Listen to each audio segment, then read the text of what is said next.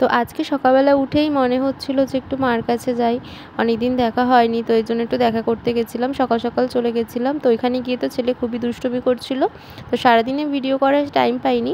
তো বাড়িতে আসার সময় একটু ভিডিও করছিলাম।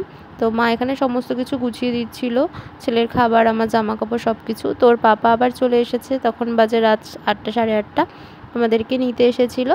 তো আমরা বাড়িতে চলে এসেছি। বাড়িতে এসে দেখি ঘরের এই অবস্থা, কারণ সকালবেলা আমি সেভাবে ঘর গুছিয়ে যেতে পারিনি। তারপরে যা গরম পড়েছে, মানে এসে একটুখানি কিরকম অস্বস্তি লাগছিল। আর এই ড্রেস পরে তো আরও সব অস্বস্তি লাগছিল, গরম লাগছিল। তো তাড়াতাড়ি করে ড্রেসটা চেঞ্জ করে নিলাম। তো আমরা ঘরের বউরা কি এই নাইটিতেই মানে বেশি কমফোর্টেবল ফিল করি। তো তারপরে আমি একটু বসেছিলাম, আর ওর পাপা এসে ওকে জামা খোলানোর চেষ্টা করছিল। ও তো খোলাতে পারলোই না, আমি খোলালাম। তো তারপরে রাত্রেবেলায় ওকে খাওয়াচ্ছিলাম। এই যে দেখো আমি কী করে ওকে খাওয়াই, আমরা দুজন মিলে।